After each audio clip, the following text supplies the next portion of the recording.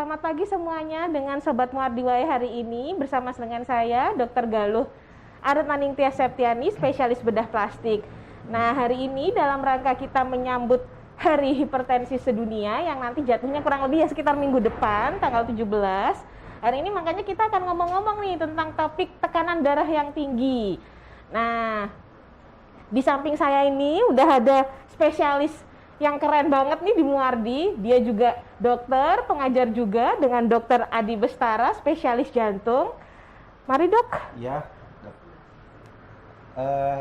Selamat pagi Sobat Muardiwai. Di pagi hari ini saya ingin sharing sedikit mengenai hal-hal yang penting diketahui mengenai hipertensi. Oke. Saya akan dibantu pakai slide ya. Oke. Oh ya. Ya, ini memang terkait dengan World Hypertension Day atau Hari Hipertensi Sedunia yang akan jatuh pada tanggal 17 Mei besok, dan dari International Society of Hypertension juga dia ada program kayak gitu namanya May Measurement Month atau bulan pengukuran tensi yang jatuh di bulan Mei. Ya. Seperti itu. Oke. Ya. Kenapa sih kok tensi itu Penting banget. penting banget kayak gitu? Karena dia memang global burden ya, nomor satu di dunia, dan dia hampir mengenai lebih dari 10 juta penduduk, yang mana dia akan ada komplikasi dan meninggal sejumlah itu. Dan Jadi intinya kalau misalnya tekanan darah tinggi itu penting banget ya buat diketahui oleh sobat-sobat Muardiwai itu. Yes. Soalnya sebenarnya banyak banget yang kena, ya kan dok? Terus mungkin yang kena tuh nggak sadar. Benar, dibilang setengah dari penduduk itu nggak sadar kalau dia itu Nggak sadar kalau dia punya tensi tinggi. Tahu-tahu datang ke rumah sakit udah komplikasi macam-macam. Jadi hari ini Dokter Adi Bestara ini mau menyampaikan kira-kira warning sign-nya, tanda-tandanya apa sih supaya para sobat-sobat kita ini lebih aware gimana sih tekanan tanda-tanda awal lah ya dok, tekanan darah yang tinggi. Terus gimana sih minimal kalau nggak ke dokter dulu periksa sendiri gitu ya dok ya, gimana caranya gitu. Oke. Terus saya lanjut lagi ya dok ya. Terus ya, ini kalau kita lihat di data di Indonesia ya, data di Indonesia prevalensinya udah cukup naik ya kan. Kita tiap 5 tahun sekali itu ada namanya riset kesehatan dasar. Berarti rajin-rajin ngukur-ngukur jumlah dari penduduk Indonesia ya dok ya? Indonesia itu ada semacam survei. Dulu prevalensinya cuma 27% dari total penduduk. Total penduduk? Dan, tahun 2013. 2013, berarti itu udah sekitar 8 tahun, 9 tahun yang lalu ya, udah 27% ya dok ya? Dan di riset kesehatan dasar yang terakhir di tahun 2015 itu naik. Itu jumlahnya jadi 34% prevalensinya. Berarti naik 10% dalam waktu kurang lebih sekitar 5 tahun dari kemarin ya dok. Mungkin kalau dites lagi tahun 2022 udah 50% ini seluruh rakyat Indonesia. Itu, ini pentingnya dari kita ketahui mengenai hipertensi. Nah itu kalau yang kemarin yang tahun 2018 itu dok, kalau boleh tahu itu sekitar 30-an% lebih, 34, itu usia berapa dok yang banyak kena? Mayoritas lah dok. Mayoritas di usia tua. Usia tua ya dok ya. Soalnya saya dengar gosip-gosip katanya sekarang udah usia muda banyak yang kena dok. Iya benar, di usia muda kalau ada hipertensi maka kita perlu curiga ada namanya secondary hypertension atau hipertensi sekunder. Itu perlu kita curigai juga, dan kita eksplor kok ini ya nggak wajar ya, biasanya kan muncul di usia tua ya. Ini kok muncul di usia muda, maka harus lebih aware lagi. Maaf dok, pengertian dokter sama saya muda mungkin beda dok. Kalau dokter kayaknya ngomongnya muda mungkin anak kecil. Saya mikirnya muda mungkin usia sekitar 35-an tahun tuh masih muda kalau saya. Soalnya ada orang 50 tahun ngerasa masih muda terus loh dok. Jadi mungkin kita cari titik ukurnya dulu. Kira-kira menurut dokter mudanya tuh berapa? Ya oke, yang jelas nih kita bahasnya lagi hipertensi pada kasus dewasa yang 18 tahun ke atas. Oh, 18 tahun ke atas. 18 tahun ke atas. Dan yang kita bilang muda ya berarti usianya 60 tahun ke bawah. 60 tahun ke bawah tuh bilangnya masih muda ya dok, benar ya dok ya? Oke. Semangat muda pokoknya. Oke. Dan sebelum itu kita harus tahu dulu apa namanya definisi atau pengertian dari hipertensi itu. Kayak gitu. Jadi kan kita bingung nih, hipertensi itu tekanan darahnya berapa sih? Kayak gitu. kalau dari panduan dari International Society of Hypertension tahun 2020, jadi ada klasifikasinya itu namanya untuk hipertensi. Dan dibilang tinggi itu kalau sistol atau tekanan darah yang atas itu lebih dari 140. Lebih dari 140, Ya, oke. kalau yang diastol atau yang Bawah? pernya yang bawahnya itu lebih dari 90. Berarti mungkin ya dok, yang atasnya normal tapi yang bawahnya tinggi. Bisa aja. Tetap kita harus konsul ke dokter kalau misalnya seperti itu. Ya, konsul dulu, nanti kita akan berikan advice untuk lifestyle modification atau ubah gaya hidup. Oke. Terus itu cuma 1 kali periksa dok? Enggak, makanya nanti kita akan bahas gimana sih teknik pemeriksaan Yang benar? yang benar, dan Oke. juga kapan kita bilang ini hipertensi.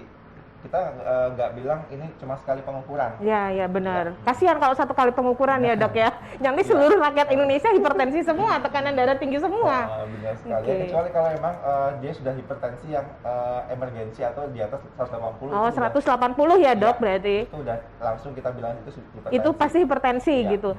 Nah terus dok, kalau misalnya hipertensinya cuma sewaktu-waktu tuh mungkin nggak dok? Misalnya nih lagi stres atau lagi kurang tidur, tahu-tahu tensinya naik, gimana itu dok? Ya, emang itu fisiologis kenaikan tekanan darah karena itu. Karena, Jadi boleh nggak pas waktu ditek, ya saya tadi malam kurang tidur, normal nggak dok kayak gitu? itu berarti kita makanya ukurnya serial kayak gitu. Dan juga kita ngukurnya juga jangan lagi pas lagi kurang tidur atau kurang gitu. sleep, atau lagi stres. Jadi nggak boleh ya dok, harus menghindarkan dari pikiran-pikiran stres sebelum ukur tensi gitu. Benar, nanti ada tekniknya ya. Kita ciptakan dulu lingkungan yang rileks, baru kita tensi. Nanti akan ada pembahasan lebih detail. Soalnya masyarakat umum itu ngelihat, maaf ya, ngelihat dokter aja tuh udah ngeri dok. Datang ke pintu depan rumah sakit aja udah geledek mungkin kakinya. Iya benar, itu namanya adalah ada kita istilahnya namanya white coat hypertension. Nah itu terus gimana Jadi, kalau kayak gitu? Itu adalah jadi hipertensi yang muncul ketika berhadapan dengan dokter mungkin atau perawat kayak gitu, jadinya dia rasanya benar dedak atau sehingga tensi naik. Soalnya banyak loh pasien-pasien yang bilang saya biasanya nggak pernah dok tensinya setinggi ini gitu. Benar sekali. Jadi makanya nanti kita akan anjurkan pemeriksaan namanya home blood pressure monitoring atau pengukuran tekanan darah di rumah. Biar lebih enak ya dok ya. Oke. Makanya kita ada juga definisi hipertensi tidak berdasarkan pengukuran di klinik atau rumah sakit. Ini kalau definisi dari ini kalau office ya, atau kita ukur di klinik lebih dari 140/90. Kalau kita pemeriksaannya di rumah atau HBPM, home blood pressure monitoring, definisi hipertensi itu kalau misalkan lebih dari 135 lebih dari 85. Kenapa beda dok antara di rumah sama di rumah sakit? Alatnya kan sama. Iya, ya itu makanya tadi cenderungnya kalau di klinik kita kan stresornya lebih tinggi. Oh gitu. Jadi ambil patokannya lebih tinggi ya gitu. Dengan perkiraan 5 itu karena takut sama dokternya gitu dok. Ya, faktor stresor dan faktor lain-lain lah, kondisi. Dok, sebelumnya ada pertanyaan dulu dok dari sobat kita di Instagram. Dari Mbak Lucy Palusia. Selamat pagi dokter cerdas NKRI. Oke, selamat pagi Lucy. Terima kasih atas pelayanannya tentang kesehatan sesuai dengan tema. Salam sehat semuanya dari Landak, Ngabang, Kalimantan Barat. Salam dari Kalimantan Barat ya. Luar biasa. Oh ya, dari Instagram. Dari Syafindra Rizky. Saya menderita hipertensi, hipertiroid tahun 2017. Sempat dilakukan kateterisasi jantung dan hasil dari X-ray-nya kardiomegali. Terus pertanyaan saya, bisakah jantung saya yang sudah membesar kembali ke ukuran normal? Wah.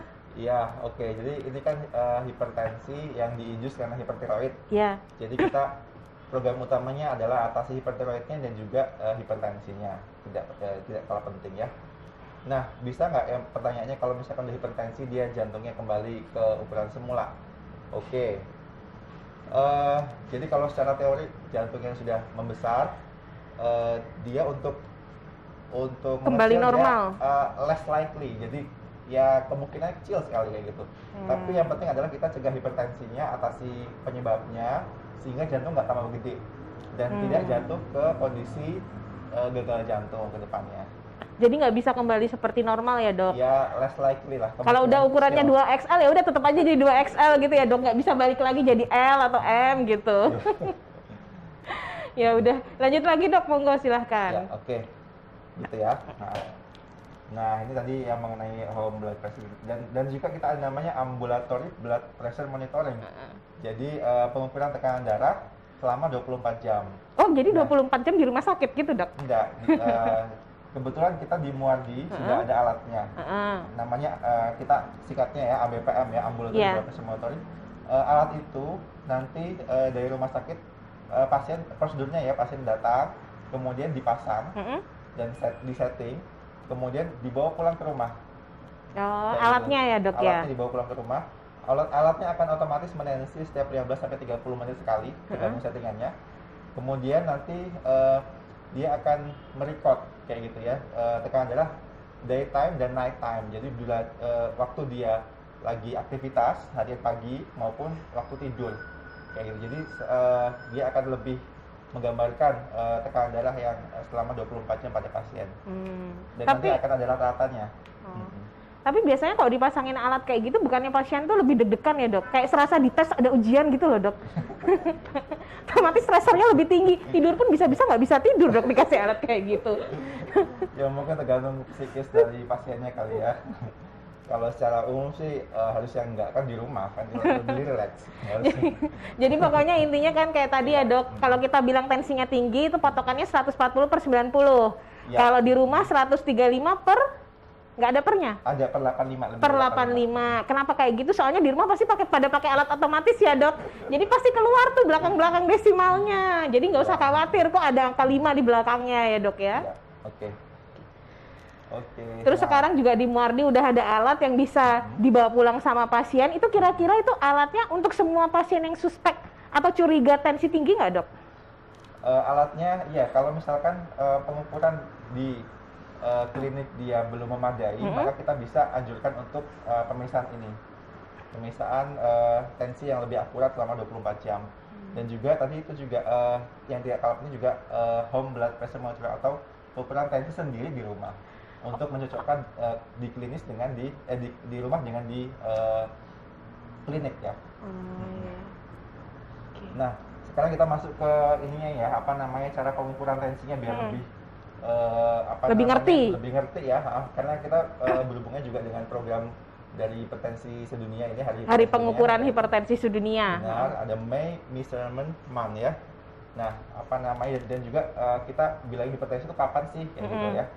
Nah, di sini jadi dia pasien atau kita ya diminta untuk duduk di tempat yang di kursi ya, yang apa namanya ada sandarannya tegak dan kita bersandar. Harus tegak dok, nggak boleh sambil santai-santai tiduran tuh nggak bisa ya?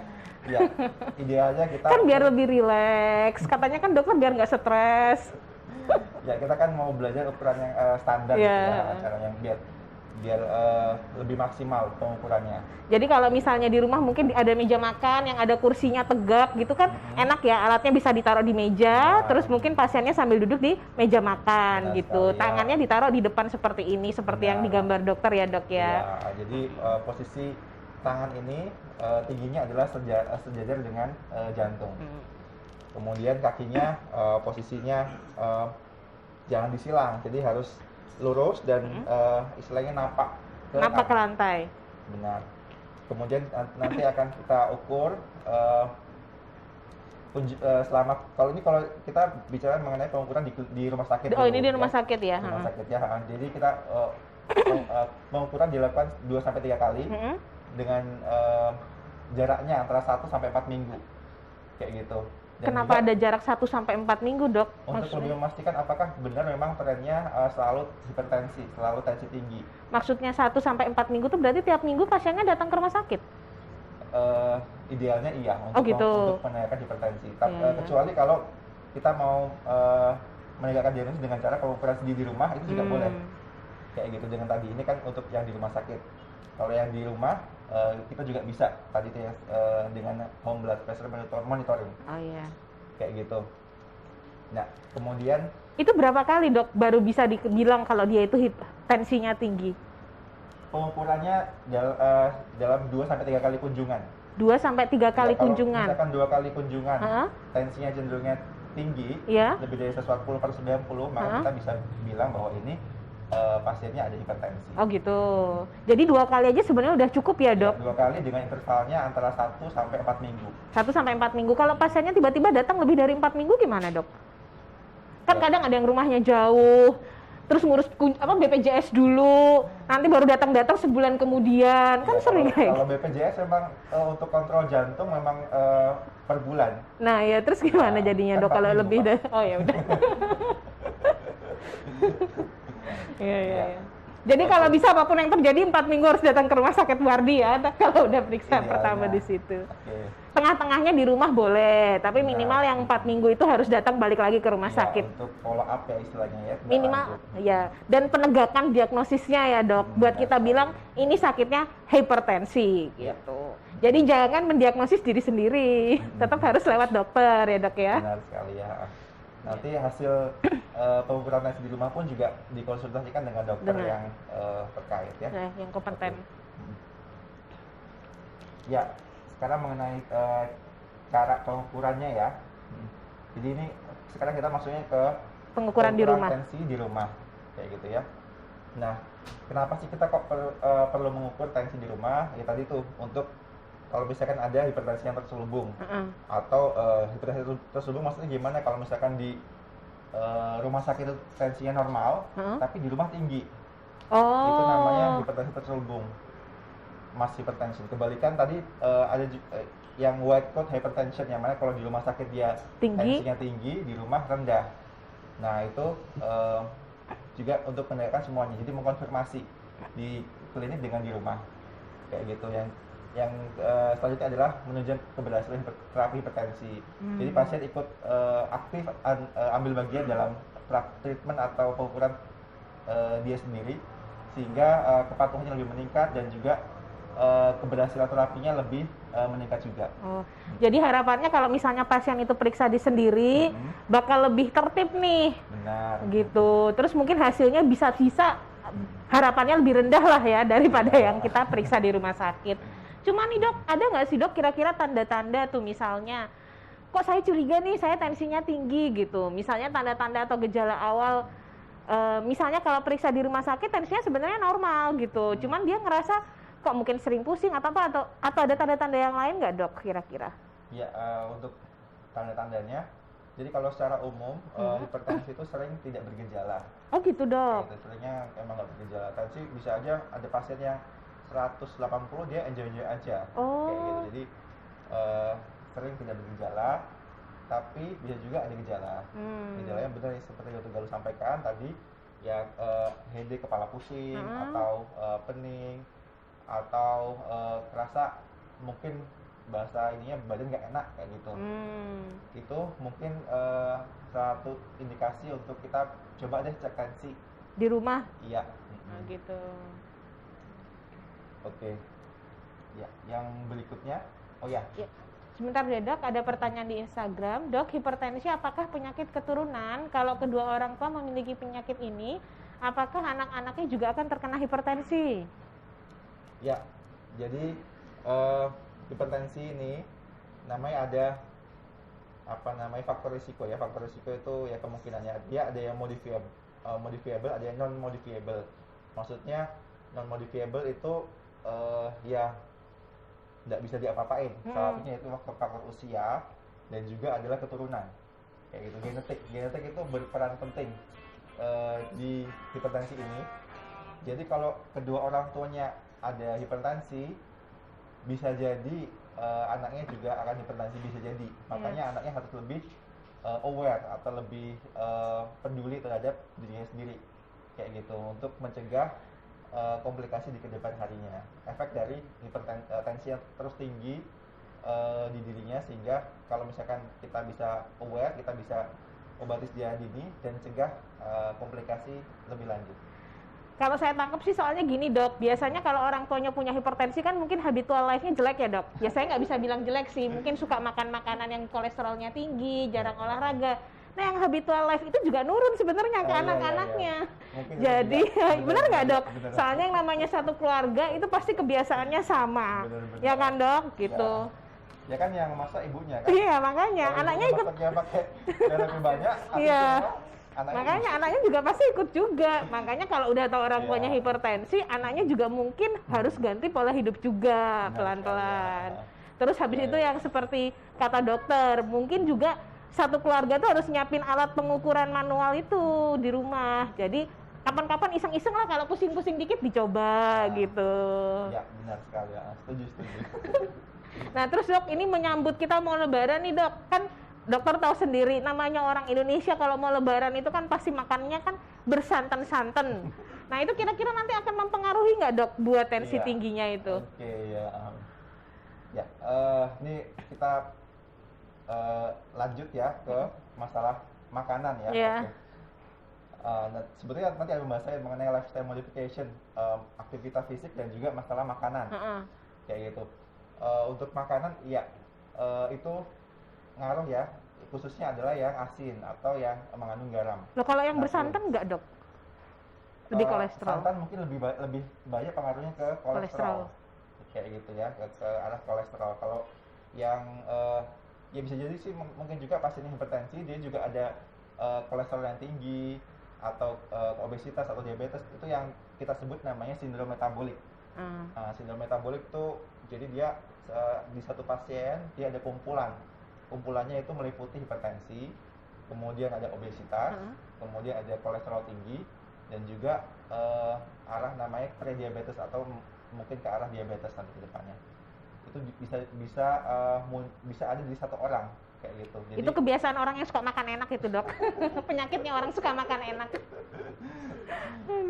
ya setahun sekali lah ya. Setahun sekali. Cheating day-nya setahun sekali aja ya dok ya, berarti ya dok ya. Terus dari tadi dokter ngomong kata-kata asin nih dok. Menurut dokter pengertiannya asin seberapa sih dok? Serasa sebagai orang yang suka masak ya dok, rasanya kalau pakai gula-gula yang sehat itu tuh rasanya kurang enak dok. Itu berapa sih dok kira-kira pengertian asinnya dokter tuh dok? Asinnya ya, oke. Ya ini saya langsung aja ya, saya nggak lompat dulu mengenai tadi masalah makanan ya. Nah ini mengenai asin, kita berarti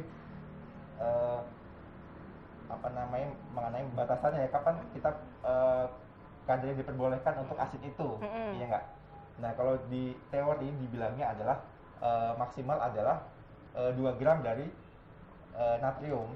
Kalau orang masak tuh nggak ngerti dok 2 gram berapa.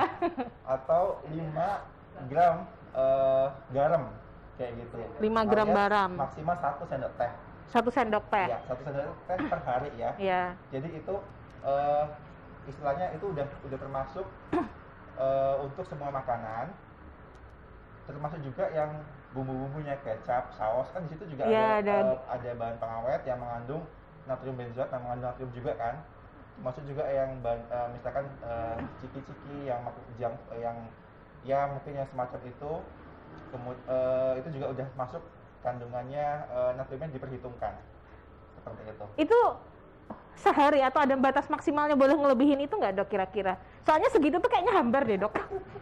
Saya ngebayangin segitu tuh, saya aja ngebayangin hambar loh dok, soalnya kayak gitu tuh 1 sendok teh itu kan terbagi menjadi beberapa makanan. Kita sehari makan 3 kali sehari. Belum lagi mungkin ada yang makan pakai snack ya, dengan minuman yang lain, kayaknya pasti lebih dari itu deh sepertinya. Iya, oke.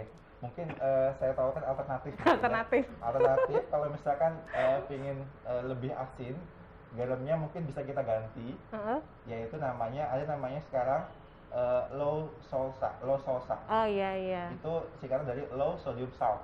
Iya, Jadi saya tahu garam itu. yang rendah natrium itu sekarang udah mulai banyak dijual di supermarket seperti itu. Iya. Dan Tapi juga dokter pernah nyobain nggak garam low salt itu?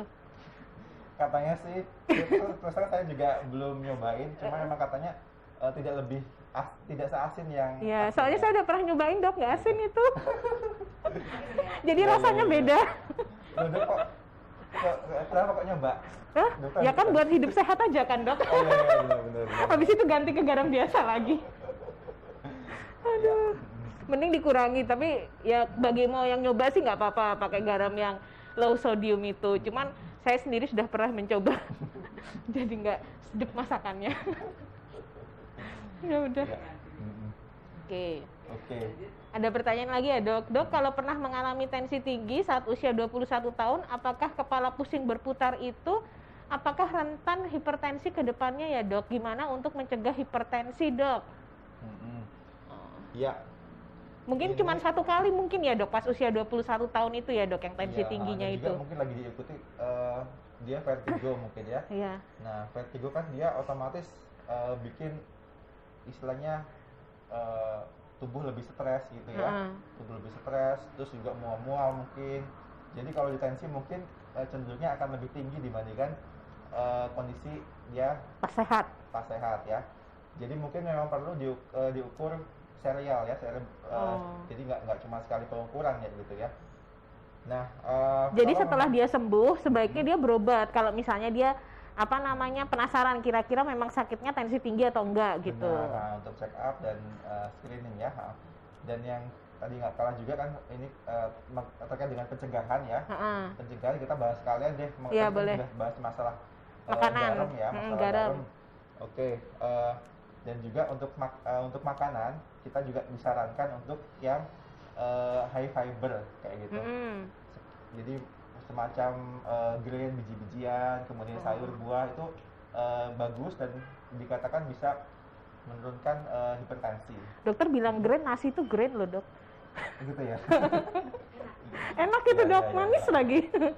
Ya, Mungkin kalau grain dokter mungkin maksudnya yang lebih sehat kali ya, kayak oat kayak gitu. ya, itu ya. Yang jadi apa namanya? Kalau kalau misalnya kita bilang yang makanan yang berserat mungkin lebih ke arah buah-buahan dan sayur-sayuran Benar, mungkin ya dok ya. Iya. Kalau misalnya. Oke. Dan selain masalah makanan, juga yang penting adalah juga olahraga ya, Mm-mm. aktivitas fisik. Aktivitas fisik itu penting. Olahraga itu apa namanya bisa menurunkan hipertensi. Anjurannya adalah olahraga 5 sampai 7 kali seminggu kalau 5 bisa sampai ya. 7 kali seminggu. Durasinya sekitar 20 sampai 30 menit. 20 sampai 31 menit. Iya.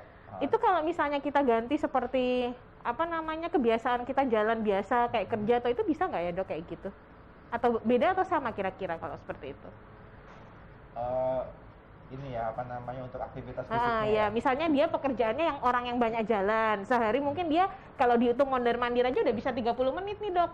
Jadi kira-kira kayak gitu bisa nggak menggantikan olahraga yang rutin tiap hari itu? Kalau saya rasa sih bisa ya. Bisa ya, Dok, apalagi ya. Sekarang zaman sudah canggih, kita ada gadget ya udah jadi jam tangan, udah bisa mengukur juga dia mungkin berapa feet dia Berapa langkah dia melangkah. dia sudah dan juga berapa kalori dia sudah keluarkan itu juga mungkin sudah cukup sudah membantu lah istilahnya gitu. sudah bagian dari proporsi olahraga dia sehari kayak gitu ya. Atau enggak kan ada aplikasi yang ngitung langkah-langkah itu ya dok ya. Nah. Jadi mungkin dia bisa ngitung langkahnya tiap hari, nanti sisanya tinggal olahraga gitu. Iya benar sekali. Iya. Terus kira-kira tipe-tipe olahraga yang disarankan apa dok?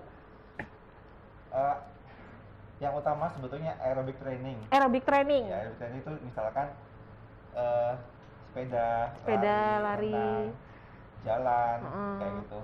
Sebenarnya bisa juga sih olahraga tipe lain ya, resistance training seperti angkat barbel, angkat-angkat yang lain juga boleh. Yang kayak golongan weight training gitu ya dok ya. Nah, Gitu. Tapi yang utamanya yang dia juga adalah yang tipe aerobik, Ya, tipe aerobik karena membantu apa namanya? pembakaran kalori lebih optimal. Ya, Oke. Terus apa? ada pertanyaan di Facebook. Oke, ada pertanyaan lagi dari Putih Taruna. Pagi dokter, saya tensi pernah 200/120. Oh, tinggi sekali ya. Saya tidak merasakan gejala. Itu kenapa ya dokter? Saat ini diet garam tapi tensi masih tinggi. Tapi dia nggak bilang ada obat atau apa sih segitu dok. Iya. Iya. Ya. Ya. Kenapa dia tiba-tiba tensinya tinggi 200/120? Ya tanpa ada gejala apa-apa sebelumnya mungkin dok. Ya. Mungkin nggak sengaja ikut orang tua periksa-periksa loh, kok tahu-tahu tensinya tinggi gitu. Iya, oke. Sebelumnya saya juga belum tahu usia dari ibu iya. ya, usia muda atau usia itu saya kan juga nggak tahu. Yang jelas kalau misalkan tensi di lebih dari 180 kita udah langsung golongkan ini sebagai hipertensi fix, hipertensi ya.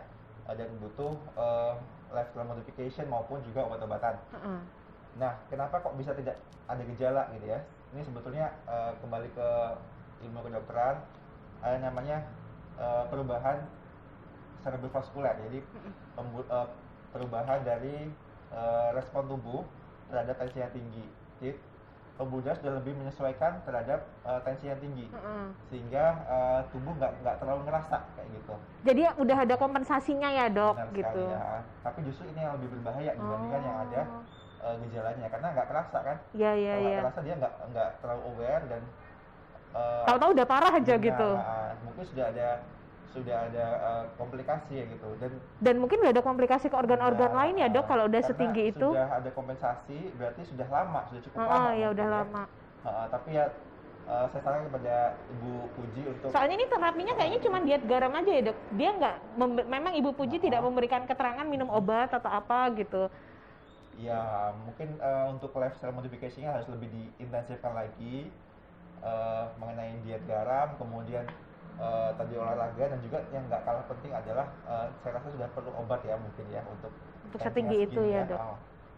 Dan juga untuk juga yang nggak kalah penting adalah untuk screening ya, screening dari awal apakah ada istilahnya Penyakit yang lain. iya penyakit yang lain ya, efek dari hipertensinya ke arah jantung, dari rekam jantung, kemudian di ginjal kita cek rutin-rutin, kemudian di mata bisa funduskopi, kemudian cek laboratorium darah. Itu mungkin sebagai baseline kita untuk treatment dari hipertensi ya. Atau enggak kan mungkin tadi dokter ngomong tentang sindrom metabolik itu dok, yang termasuk di dalamnya itu kan ada hipertensi gitu. Mungkin kalau misalnya dia sindrom metabolik kan nggak cuma hipertensinya aja yang diterapi ya dok ya, atau gimana? Iya benar. Jadi nanti kita evaluasi apakah ada istilahnya komorbid atau penyulit selain hipertensinya itu. Ya. Barangkali memang ada diabetes, ada problem tempat lain, misalkan jantung hipertensi, jantung sudah membesar, kardiomegali. Nah itu sudah harus perlu treatment di awal ya, seperti itu. Kalau kayak sindrom metabolik gitu berarti mungkin nggak sih dok cuma nanganin hipertensinya aja, yang lainnya tuh nanti otomatis turun sendiri atau gimana? Atau cuma menangani salah satu yang lain ikut jadi turun gitu? Kita tangani semuanya ya, semuanya. Jadi obesitas berarti harus juga turunkan berat badan. Kemudian kolesterol, mungkin kalau kolesterol untuk treatmentnya memang hampir sama ya, untuk lifestyle modification-nya sama dengan olahraga, dengan diet yang ketat, menjaga masalah kolesterol. Kalau nggak turun-turun, dievaluasi selama 4 minggu, mungkin sudah perlu obat-obatan untuk menurunkan kolesterolnya. Kemudian tadi yang untuk prediabetes, ya screening gula, cek profil gula, kemudian konsulkan hasilnya terhadap ke dokter ya yang terkait. Oke, apalagi nih dok, lanjut yang tadi dok. Kita back to pemeriksaan tensi ya. Ya. Cara pemeriksaan tensi yang ideal ya. Oke. Nah, ini kan sering ada pertanyaan nih. Sekarang kan untuk tensi ya. Sekarang tensi kebanyakan yang otomatis kan sekarang Iya, ya, otomatis. dibandingkan sama Di tensi rumah yang sakit raksa. pun sekarang juga pakainya yang otomatis Benar, dok. dibandingkan sama yang raksa. Dulu mungkin kita mengalami penggunaan tensi yang raksa ya, yang merkuri. Nah, itu sekarang ya karena masalah isu lingkungan, penggunaan merkuri, pencemaran merkuri di lingkungan, jadi kita beralih ke lebih disarankan adalah penggunaan yang semi otomatis. Seperti itu. Dan juga sekarang model yang semi otomatis ada banyak tuh, ada yang diukur di jari bahkan ada loh. Iya, Di iya, jari iya. pergelangan tangan, Macam-macam. ada yang di lengan. lengan atas kayak gitu. Mana yang lebih disarankan? Yang disarankan adalah yang lengan atas. Oh, yang lengan Jadi atas. kalau Kalau yang- di rumah ini ya dok ya, kita ngomongin di rumah ya benar, dok. yang di rumah ya. Pengukuran tensinya adalah penggunaan tensi yang model yang di lengan atas ya. Jangan karena gampang, jadi ngambilnya yang di ibu jari atau yang di pergelangan Iya, tangan ya dok ya. benar. Oke, kemudian semi otomatis kan banyak merek nih. Ya nggak, kita yang mana kayak gitu ya, yang standar kayak gitu ya. Mungkin bisa Dibuka bisa dilihat sendiri. ya di browsing sendiri, ini ada di www.slidebp.org. Ini saya bukan promosi, tapi ini yang direkomendasikan dari International Society of Hypertension. Bilangnya kalau ingin cari merek yang Bagus. modelnya gimana, yang semi otomatis tersebut, yang mesinnya, mungkin bisa di Google, dicari di situs itu ya, yang standar ya, internasional. Nah mungkin yang nggak kalah penting juga karena dia semi otomatis, mungkin nggak kalah penting adalah jangan lupa baterainya ya, baterainya juga dipastikan dia selalu eh, full ya kayak gitu. Kemudian dan juga dikalibrasi kalau bisa ya. Berarti kalibrasi itu mungkin harus balik ke tokonya setiap 6 bulan atau 1 tahun sekali gitu ya dok, untuk di apa? Nanti mungkin bisa ditanyakan ke itunya, ke produknya, dia kalau kalibrasi di mana sih yang disarankan ya gitu. Iya iya iya. Iya. Oke, dan juga yang nggak kalah penting juga mengenai mindsetnya. Ya kalau yang mindset yang kecil ya untuk anak-anak, kalau yang dewasa ya kita yang pakai yang standar ya. Yang disesuaikan lah dengan ukuran lengannya. Kalau yang gede ya pakailah yang lebih gede ya. Idealnya adalah mindsetnya itu ukurannya adalah melingkupi 80-100% dari lingkar lengan atas. Dan juga nanti dia ada sisa sekitar 2 cm dari siku. Oh gitu. Kalau nutupin siku gimana dok? Soalnya kan kadang kayak gitu kan standarized ya dok ya. Nah itu nggak apa-apa dok? Ya dinaikin. Tetap harus dinaikin? Ya dinaikin ya, harus dinaikin. Dan juga disesuaikan ukuran mindsetnya, jangan terlalu gede juga. Oh iya iya. Jadi iya. nutupin siku karena terlalu gede ukuran mindsetnya kayak gitu iya. ya. Iya, dan juga nanti kalau pengukuran diposisikan sejajar dengan jantung ya. Oke. Yang kayak tadi ya dok, yang duduk Iya. di kursi, di depannya ada meja gitu. Jadi buat pasiennya juga lebih rileks kan kalau tangannya bisa disandarkan seperti itu. Ya. Nah posisinya jadi tadi ya duduk tenang. Jadi nggak boleh ngerokok dulu, nggak boleh minum kopi, minum teh segala macam aktivitas fisik kira-kira setengah jam sebelum pengukuran ya. Oh, Duduk setengah tenang. jam. Ya, Jadi mungkin paling enak setelah bangun tidur mungkin ya dok, kan belum ngapa-ngapain tuh dok. benar, nih sarannya adalah kalau pagi kita ukurnya adalah 1 jam setelah bangun tidur. 1 jam ya dok ya. Setelah berkemih, sebelum makan pagi, sebelum minum obat hipertensi. Iya iya Kalau iya. pagi itu 1 jam habis bangun tidur, habis berkemih, habis ke belakang, sebelum makan pagi, sama sebelum minum obat. Kalau pas puasa gini gimana dok? Bisa aja kan? Iya. Jadi Iya, habis sahur. Kita sesuaikan aja. Oke. Ya habis sahur ya gitu ya, habis sahur, habis segala macam bisa aja kita sesuaikan ya. Dan dulu tenang selama 5 menit nih sebelum pengukuran tensi ya. 5 menit sebelum tensi. Jadi habis duduk kita tunggu dulu 5 menit, baru kita ukur. Oh jadi nggak boleh langsung dipasang terus langsung diukur gitu, nggak boleh tunggu 5 menit dulu. Oh gitu. Ini kan kita di rumah settingnya jadi lebih istilahnya banyak waktu ya, lebih Iya, longgar iya, gitu. Ya kalau malam kita kapan tidur ini ya ngukurnya sebelum tidur ya kalau malam ya. Kalau malam berarti boleh ya dok. Berarti pilihannya antara setelah apa namanya bangun tidur atau malam berarti sebelum tidur. Ngukurnya kalau bisa pagi dan malam. Oh 2 kali sehari dok. Iya. Oh gitu. Iya. Oh. Pagi dan malam ya, tadi prosedurnya sudah saya jelaskan ya. Habis itu ngukurnya di yang sama, dan juga ngukurnya kalau bisa 2-3 kali. 2-3 kali. Jadi jangan cuma 1 kali aja ya dok ya. Nah, dan nanti di rata-rata dan durasi selang antara pengukurannya itu kira-kira 1-2 menit. 1-2 menit. Oke. Kayak gitu ya. Kalau misalkan kita mau melaporkan, minimal kita udah ngukur 3 hari. Melaporkan ke dokter maksud dokter. Iya, melaporkan ke dokter kita udah ngukur Itu 3 hari itu harus berturut-turut atau boleh selang-seling dok? boleh selang-seling. Boleh selang-seling ya Iya, dok. Jadi boleh. misalnya dalam seminggu tuh nggak harus 3 hari full berturut-turut, bisa misalnya Senin, Rabu, Kamis terus Jumatnya ke dokter gitu. Iya boleh, boleh. Tapi ya idealnya kita mengukur tiap hari kalau bisa ya. Oh iya. Kayak gitu. Dan pengukuran pertama nggak dianggap. Pengukuran pertama Iya, dok. jadi pengukuran di hari pertama. Misalnya yang hari Senin pagi itu nggak dianggap gitu. Jadi pengukuran dia kan dia misalkan ngukur dalam sebulan nih. Oh Mulai sebulan. tanggal 1 sampai tanggal 30. Misalkan ya. Pengukuran di hari yang di pertama kali yang ukur di hari pertama itu nggak dianggap. Yang tanggal 1-nya. Iya. Itu yang pagi sama malamnya juga sama nggak dianggap. Iya, nggak dianggap dulu karena kita untuk menyingkirkan kalau pengukuran pertama kan biasanya dia lebih stres ya, maksudnya dibandingkan pengukurannya. Kalau udah biasa kan dia enjoy gitu ya. Kayak gitu. Dan juga jangan, kalau bisa ininya jangan pakai lengannya tebel. Kalau diangkat lengannya, jadi baru ditensi. paling bagus langsung bersentuhan sama kulit gitu ya dok ya. Idealnya ya. Oke, kalau misalkan ada perbedaan tensi di kanan sama kiri, kita pakai yang lengan yang tensi tertinggi ya.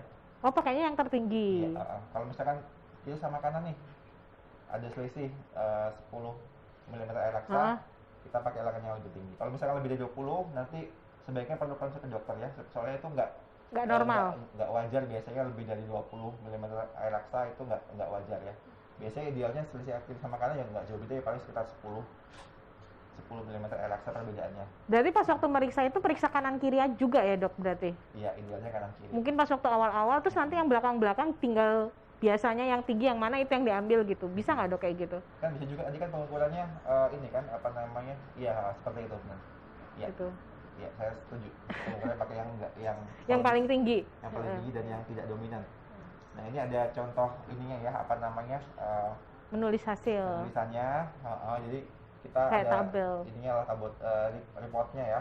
Paginya berapa? Ini pagi 1, pagi 2, malam 1, malam 2.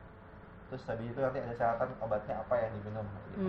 Ini nanti harus dikasih ke dokternya pas waktu akhir bulan gitu dok? Benar, waktu kontrol ke dokter disampaikan, dok, ini saya udah ngukur, dan saya seperti ini kayak gitu. Ini kan juga untuk menilai, pertama untuk mendiagnosis ya, kalau dia belum pernah minum obat.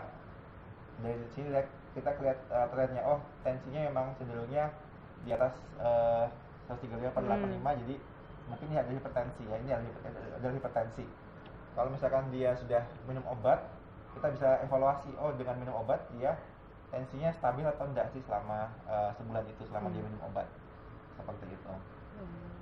Terus mungkin nggak sih dok, kadang tuh kan kalau kebiasaan buruknya nih, kalau masyarakat umum lah ya dok istilahnya, udah bisa Nancy sendiri. Kadang kan, wah ini tensinya rendah, nggak minum obat. Wah ini tensinya tinggi, obatnya ditambahin. Itu gimana dok kayak gitu? Iya, dari panduan misalnya tuh tidak merubah dosis, apa namanya, kecuali dengan konsultasi ke dokter terlebih dahulu. Ya, ini kecuali ya kalau memang kondisi ekstrim. Misalkan tensi terlalu rendah tapi ada gejala, misalkan lemas banget sampai nggak bisa ngapa-ngapain, itu ya baiknya memang langsung konsul ke dokter juga. Nah ini buat preventif kita bulan lebaran ya dok. Misalnya orang udah punya tensi tinggi, terus seperti kata dokter, dia kan sering nih tensi tiap hari. Pas waktu hari lebarannya misalnya makan opor, terus habis itu makan rendang, tiba-tiba malam tensinya tinggi. Kan liburan nggak ada dokter nih dok, terus gimana kok kayak gitu? Boleh nggak nambahin obat sendiri atau tetap pakai dosis sebelumnya kalau seperti itu? Kalau tensi tinggi sebaiknya tetap periksa ke dokter. Ya, periksa ke dokter, dan juga namanya kalau misalkan pakailah dosis yang sesuai dengan yang standar yang dia konsumsi harian ya. Jadi nggak usah dinaikin sendiri ya, walaupun ya, mungkin tiba-tiba karena lonjakan lebaran itu tensinya juga ikut melonjak juga gitu. Iya, nanti dikonsulkan waktu bertemu dengan dokternya, kayak gitu. Tensi seperti ini cenderungnya bagaimana? Apakah perlu dinaikkan atau diatur lagi tensinya seperti itu ya? Soalnya kayaknya udah lagu lama ya, pas waktu lebaran tiba-tiba tensi naik gitu. Ya, ini ada pertanyaan lagi di Instagram. Dok, apa bedanya hipertensi dan hipertensi pulmonal dok? Dan kalau ada perbedaannya apa? Berbahayakah hipertensi pulmonal itu? Iya, oke. Jadi benar ya, ini yang kita bahas. Memang topiknya lagi, judulnya adalah hipertensi arteri, kayak gitu ya, hipertensi arterial. Dan ini berbeda banget sama namanya hipertensi pulmonal, kayak gitu ya. Hipertensi pulmonal itu adalah yang jadi hipertensi di atas 20 mm air laksa yang dengan diukur dengan kita bisa evaluasi dengan echo maupun dengan kateterisasi jantung kanan, kayak gitu ya. Nah, penyebabnya apa sih hipertensi pulmoner ini dan kenapa bisa tinggi? Jadi ini ada banyak sebetulnya penyebabnya ya, ada 5 tipe sebetulnya ya. Tipe 1, tipe 2, tipe 3, tipe 4, tipe 5 ya. Di antaranya salah satunya adalah penyakit jantung bawaan. Penyakit jantung bawaan. Penyakit jantung bawaan, misalkan ada ASD atau esophageal defect. Dia kalau udah lama dia berjalan nggak kedetek, kayak gitu kan, banyak ya karena adanya SAN kayak gitu ya. Jadi ada perubahan kompensasi di jantung, kayak gitu, kompensasi di jantung, sehingga pembuluh darah di pulmonal dia ada remodeling, ada perubahan komposisinya, kayak gitu. Dia cenderung lebih kaku, sehingga tekanan masuk ke paru-parunya lebih tinggi, kayak gitu. Dan ini berbahaya apa enggak? Jawabannya ya berbahaya, kayak gitu. Sarannya gimana? Sarannya adalah atasi penyebabnya, kayak gitu. Dan nanti sebelumnya kita akan ukur dulu apakah ini masih reversible atau enggak, kayak gitu. Terus pemeriksaannya sama nggak dok kalau yang hipertensi pulmonal itu? Hipertensi pulmoner dia pemeriksaannya lebih, ya pertama kita harus tentukan dulu apa sih sebabnya, kayak gitu ya. Kalau misalkan bukan jantung bawaan, kita harus explore dulu, apa sih penyebabnya. Sebenarnya ada banyak ya. Yang pertama adalah karena penyakit jantung bawaan, yang ada juga yang idiopatik atau nggak jelas, nggak tahu sebabnya, yang genetik juga bisa. Ada penyakit jantung sebelah kiri atau karena efek dari paru-paru, penyakit paru lama dia bikin hipertensi pulmoner, dia bisa juga. Kemudian karena adanya sumbatan di pembuluh darah paru juga bisa. Yang berikutnya adalah karena systemic disease, yaitu karena penyakit sistemik, misalkan tiroid, kemudian infeksi cacing juga bisa. Jadi tapi itu kedeteksi pakai alat manual ini dok, hipertensi pulmonal itu. Jadi maksudnya dia tetap terdeteksi sebagai tensi tinggi juga. Kalau kan orang awam nggak ngerti kan dok, taunya cuma tensi tinggi aja sebenarnya. Dia nggak kedeteksi sebenarnya kalau dari dengan pemeriksaan ya. Butuh pemeriksaan tambahan penunjang kayak gitu ya. Screening paling awal adalah dengan echo, ekokardiografi atau USG jantung. Nanti kita bisa konfirmasi ini kira-kira ada peningkatan tekanan di pembuluh darah parunya nggak. Dari situ kita bisa lihat. Tapi juga kalau bisa hipertensi pulmoner biasanya sudah ada gejala. Gejalanya lebih drastis, lebih signifikan dibandingkan hipertensi biasa, arteri. Dia gejalanya cepet capek, habis itu sesek, untuk jalan juga udah berat, sesek kayak gitu. Gejalanya lebih signifikan, lebih heboh daripada hipertensi arteri. Jadi kalau misalnya kesimpulannya, kalau kita hipertensi biasa tuh kita masih bisa ngukur pakai alat sehari-hari yang biasanya tadi yang dianjurkan oleh dokter. Terus kalau hipertensi biasa itu berarti hipertensi dari pembuluh darah kita yang istilahnya perifer ya dok ya, yang ujung-ujung di kaki, di tangan. Makanya kita bisa ngukur dari tangan. Nah, sedangkan kalau hipertensi pulmonal itu penyebabnya ya namanya juga pulmonal ya dok ya. Bisa dari paru, bisa dari jantung, atau kayak kata dokter tadi yang dari penyakit-penyakit yang lain. Meriksanya juga nggak bisa dari alat biasa, harus pemeriksaan khusus. Nah, terus habis itu kita tanya pertanyaan baru lagi. Dok, ibu saya hipertensi dan sudah pengobatan rutin. Terkadang merasa nyeri di dada. Apakah hubungannya dengan hipertensinya? Apakah bisa mengarah ke penyakit jantung dari hipertensi dok nih? Ya benar ya. Tensi yang tinggi itu kadang-kadang bisa bikin nyeri di dada. Kenapa? Ya karena kerja jantung yang lebih berat daripada biasanya. Ya. Dia jantung itu kan hipertensi gini. Kan jantung kan dari pembuluh darah seluruh tubuh kan ya dok ya. Terus berarti ini pembuluh darahnya ada gangguan karena tensi tinggi itu. Jadi hipertensi itu sehingga jantung harus melawan tahanan atau tekanan tinggi itu. Jadi jantung harus lebih ekstranya kerjanya lebih berat ya. Karena kerjanya lebih berat sehingga perfusi atau aliran darah ke koronernya dia akan lebih terganggu kayak gitu, akan lebih terganggu dan juga kerjanya akan berat sehingga bisa aja dia ada gejala nyeri dada. Dan ini perlu di cross check apakah juga ada keterlibatan dari penyakit jantung koroner ya. Karena sering juga pasiennya dengan hipertensi dia juga ada penyakit jantung koronernya, dan juga memang salah satu faktor risiko dari jantung koroner adalah hipertensi. Jadi kalau misalnya kita ngomong bendungan, kalau orang normal tuh alirannya aliran sungai dok. Nah kalau misalnya orang hipertensi tuh alirannya udah ombak laut yang gede. Lama-lama juga istilahnya dindingnya jebol gitu ya dok ya. Nah makanya kalau hipertensi kayak yang ombak itu dia bisa bikin jantungnya juga jadi bermasalah ya dok ya. Gitu. Jadi pasti ada hubungannya. Gitu. Terus pertanyaan berikutnya, dok, jika tensinya sering 80-an dan 90-an, apakah itu rendah? Apa saja penyebab tensinya seperti itu, dok? Apakah karena malnutrisi tapi masih bisa aktivitas, hanya terasa lemas sedikit saja? Ini mungkin tensi bawah ya, dok, maksudnya ya, dok ya? eh 80-an, 90-an itu. Atau Gini. tensi atas ya? ini saya amati ya Heeh.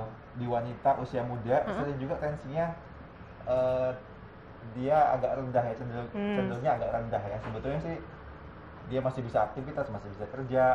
Sebetulnya sih nggak terlalu rendah banget ya. Ha-ha.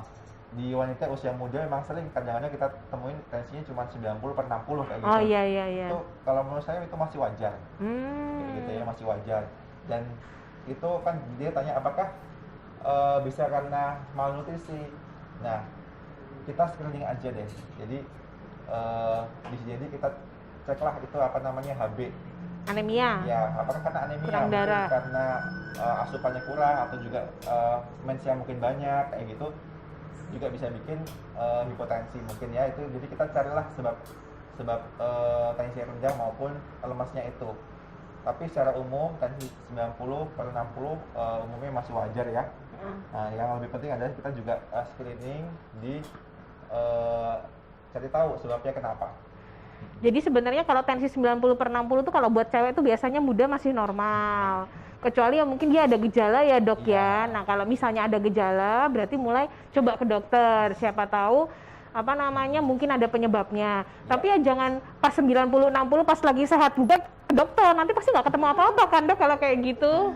Iya. Jadi pas waktu lagi ngerasa sakit, pas waktu lagi ngerasa lemas, nah itu pas ke dokternya. Iya. Mungkin siapa tahu ketemu ada anemia, ada Iya. gangguan sesuatu gitu.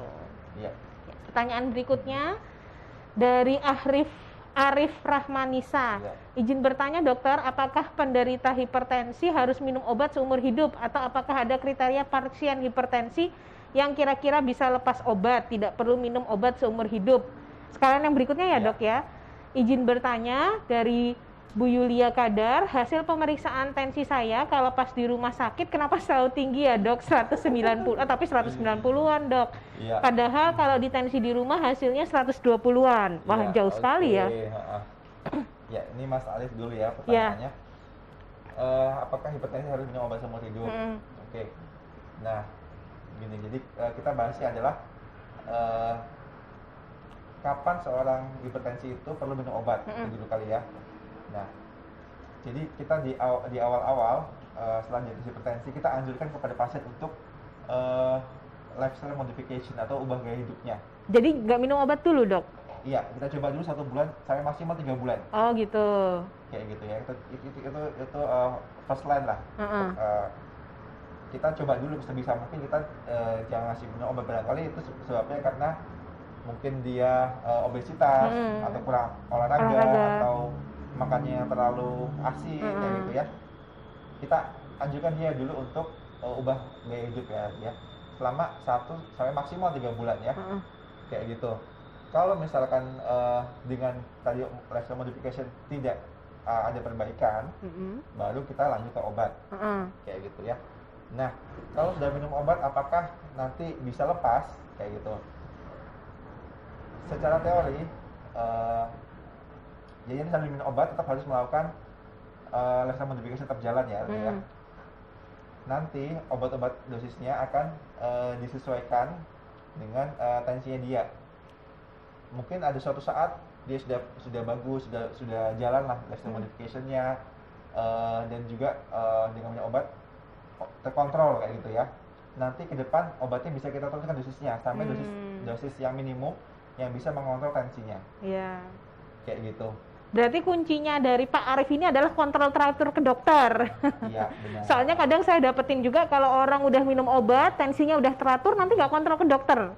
Baru pas tensinya tinggi atau ada event-event tertentu baru dia kontrol ke dokter. Iya. Terus Jadi, pertanyaan, intinya kalau misalkan tensinya masih tinggi dan nggak terkontrol pakai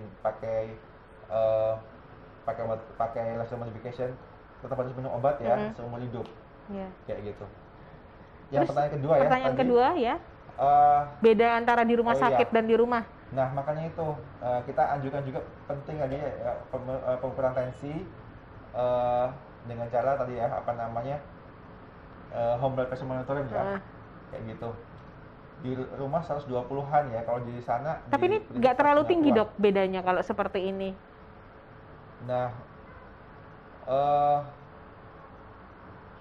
pertama kita cek dulu ya apa namanya, udah bener belum.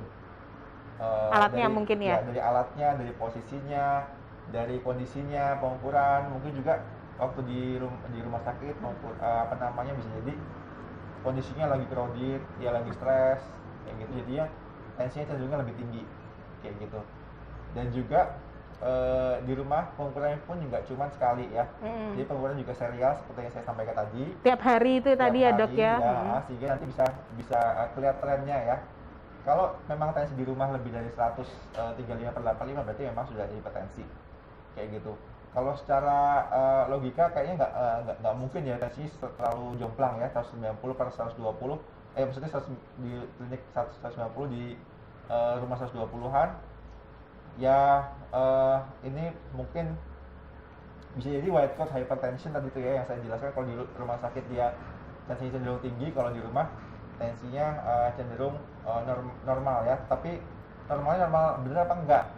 Apakah lebih dari 135/95 berarti memang dia sudah ada hipertensi. Berarti nanti kalau misalnya nih dok di rumah itu normal, misalnya 1 minggu diukur terus-terusan, sama 1 kali tinggi di rumah sakit, yang diambil yang mana dok? Ya di rumah sakit jangan cuma sekali ya. Berarti harus ada kontrol berikutnya, ya, jangan cuma sewaktu aja. Mungkin pas waktu itu lagi stres, minum kopi, kurang tidur kan bisa aja ya dok ya. Saya sampaikan kan di rumah sakit juga pengukurannya dalam bisa minimal 2-3 kali ya, dengan selangnya 1-4 minggu ya. Oke. Kemudian yang pertanyaan terakhir ya ini ya, soalnya waktu kita udah tinggal sedikit lagi. Kenapa tensi tetap tinggi meskipun sudah pengobatan rutin, sedangkan kolesterol normal, gula darah normal, trigliserid normal? Ya, Berarti ini nggak ada yang lain nih kecuali tensi, benar-benar pure tensi. Ya. Nah, apakah sudah maksimal lifestyle modification-nya? Kadang-kadang tadi ya itu orang Indonesia ya agak susah ya untuk tadi bisa nggak memenuhi tadi garamnya sehari cuma 1 sendok teh. Kalau orang Indonesia bilangnya cheating, tapi cheating day-nya tiap hari soalnya. Terus? Ya.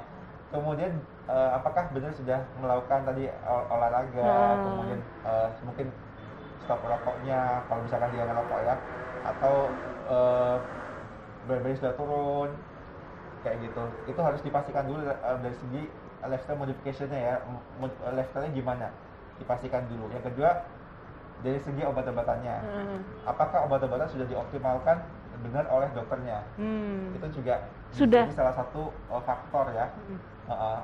Bisa jadi dokternya juga ya, jadi kesalahan nggak cuma di sisi jadi ada banyak faktor ya dok, ada dari faktor pasien, dari faktor obat ya, faktor kan? Juga bisa. Jadi kalau misalkan dokternya juga harus lebih ini ya, lebih agresif untuk menangani masalah hipertensinya. Mungkin dosisnya bisa diubah atau ditambah dosisnya, dikombinasi kayak gitu ya. Nanti memang ada namanya hipertensi resisten, yang mana dengan 3 macam obat atau lebih, termasuk diuretik di dalamnya, tapi tidak terkontrol juga. Mungkin perlu pemisahan lebih lanjut ya, explore kenapa kok bisa kayak gitu. Jadi dicari sebabnya apa. Bisa jadi sebabnya yang nggak umum kayak gitu ya. Misalkan ada tumor di otak atau pheochromocytoma, itu memang kadang nggak kepikiran ya gitu ya. Itu jadi kalau ada resisten hipertensi kita harus explore dan cari sebabnya kenapa ya. Bisa juga ada sumbatan penyempitan pembuluh darah di ginjal, bisa juga. Jadi memang sebaiknya konsultasi lebih lanjutnya ke dokter, karena mungkin ada sebab-sebab yang lain selain tensi. Kenapa dia tensinya tinggi kalau yang lainnya sudah normal? Oke dok, ini kita waktunya udah habis karena mungkin topiknya itu menarik sekali ya. Jadi pertanyaannya banyak, responnya bagus. Terus mungkin pada senang sama dokter Adi. Jadi pertanyaannya banyak ya. Nah sebelumnya ini hasil rekaman hari ini kita bisa lihat live streamingnya di Facebook dan YouTube dari RSUD Dr. Muardi. Kemudian jangan lupa untuk like, follow, subscribe akun media sosial kita di RSUD Dr. Muardi di Facebook, Instagram, dan juga di YouTube. Nah sebelumnya dari kami, dari tim dari Muardi Wae beserta dengan yang lain semuanya kita mengucapkan minal aidin wal faizin karena kita mengingat udah sekitar 2 hari lagi nih kita mau lebaran. Sebelumnya saya juga minal aidin juga ya dok, mohon maaf. Kita mohon maaf kalau selama ini ada salah kata atau mungkin ada sesuatu yang tidak menyenangkan. Ya sampai jumpa, nanti kita ketemu lagi minggu depan ya setelah libur panjang. Makasih ya dok ya. Ya dadah.